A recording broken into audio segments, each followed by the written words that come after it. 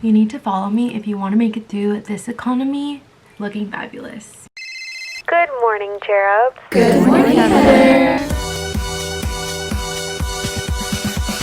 I get so many questions on what I ask my hairstylist to do. I do my cut, my color, my blowouts all at home, and I always show you guys everything I do. No gatekeeping here. Yes, I get so many questions on my haircut, so here is a step-by-step on how I get my beautiful bouncy 90s layers. I realized I hadn't done a little hair tutorial on how I cut my layers in a minute since I had black hair, which is almost going to be a year ago, but I haven't done the full cut in so long, so I feel like it is a pretty drastic difference from the before. I wish I got it better before so you could see, but it was a little bit more like one length than it is before. It definitely feels lighter, bouncier. Obviously it feels way healthier. Also have some bangs in here that kind of like to hide depending on how I style my hair, but they're like little curtain bangs. If you don't feel comfortable cutting your own hair, my shortest layer is like about my chin length. Like if I were to wrap it around, it hits like mid-length like that, and my longest layer is just under my boob. Here's what the layers look like in the back. Obviously I just styled my hair. If you want a screenshot,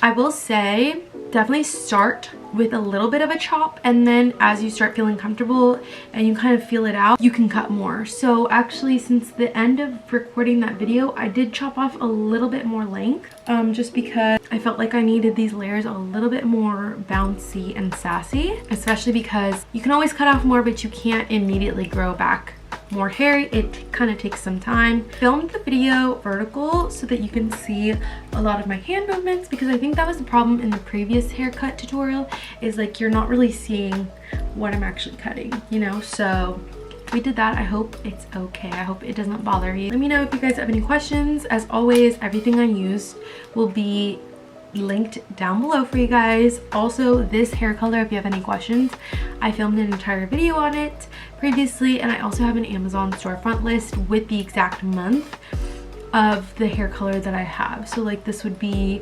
October pumpkin spice latte hair, and I also have an August one from when I dyed my hair in August. First things first, you want to brush out your hair. This is actually my third pair of real scissors. I would say you definitely get what you pay for, so if you get the cheapest professional scissors, they're not gonna last as long. I like face framing layers, so we're sectioning this part. As you can see, I have bangs as well, and you want your bangs to gradually connect to the longest part of your hair, and that's what this layer is. So you can just take your scissors and slowly glide them down here until you have a nice gradient. And really, you're not cutting a ton of hair, but this is going to give a lot of dimension in your hair once it's styled. So just angle your scissors and cut down. Now for your shortest layer, like an inch to the left and an inch to the right of your hair part, and pull the hair straight up. You want really good like movement in your hair, you're gonna cut it shorter. The longer your shortest layer is,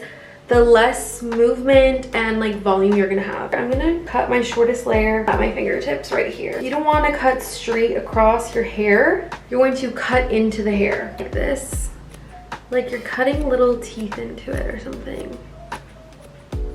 Can you see that? Now that you've cut your shortest layer, you also want to cut your length. You want a little bit shorter, chicer, more like Sabrina Carpenter hair. It's not that long, so I'm thinking I want to cut off like that much. Plus my hair grows really fast, and this I will cut just straight across. Bye bye. Oh my god, it already looks so much better.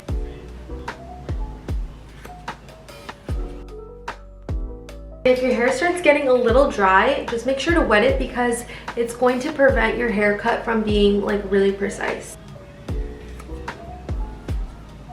I like a blunt end because it makes my hair feel stronger and healthier. Now that we've cut our shortest layer and our longest layer, now it's time to connect those two. But how people end up cutting too much hair is that they cut their layers down in here. And you want to stop your layers pretty much eye level. Otherwise, you're gonna be cutting off too much thickness, and you're gonna left with like rat tail ends, like really thin length. So I section my hair above my brows And that's the only hair we're going to be adding layers into. So for this whole section, you essentially want it to match up with that first layer we cut. So sectioning a thicker section off to the side of that, pulling it, and obviously your bangs are gonna fall out.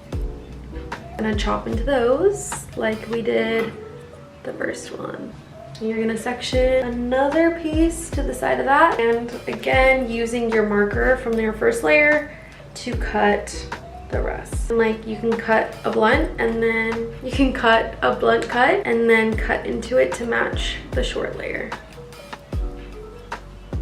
We're chopping that off. And because your head is round, when you pull it up straight and it falls, it's naturally going to have a little bit of a layering.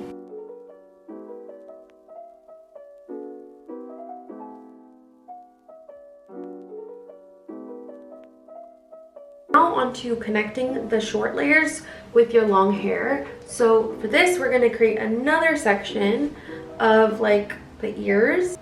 Everything below is going to stay untouched and long.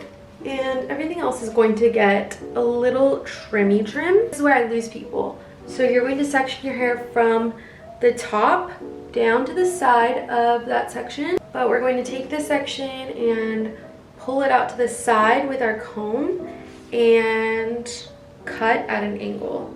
So as you can see, we already have an angle forming from the layer we cut. You see how it's like an angle and then it's just super long. So we're gonna connect our shortest layer to our longest layer by sliding the scissors.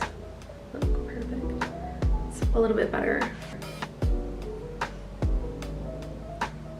Here you can see the little angle and how it becomes like a sharp end. We need to make that trail off slightly softer,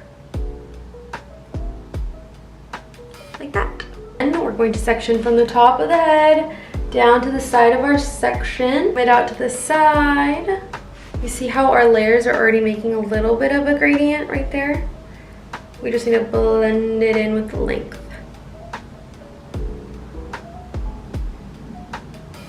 Boom.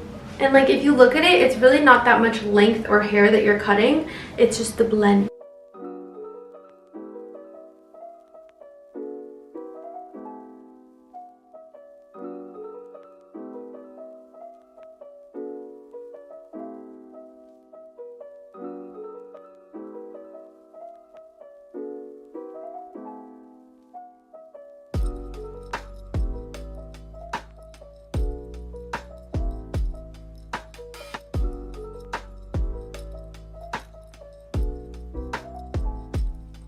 You're gonna do it at a different angle just to really ensure that you've got everything blended in. So you're gonna pull each section up at an angle. So up here we have that choppy bit. Boop, chop it off. When you drop it, it's beautiful and blended. Now you're gonna do that all over.